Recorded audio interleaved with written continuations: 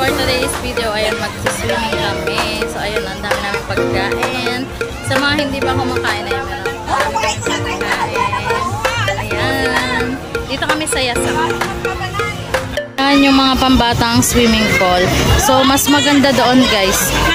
Doon, mas maganda doon. Alam niyo kung bakit? Meron kasi dong running water doon sa may bandang dulo. Ayan, halos puno yung cottage. So, mas maganda doon kasi yung tubig na nilalagay nila dyan, napapalitan pababa doon. Nanggagaling doon. Alam na this. Ang ganda ng view, no? Ayan.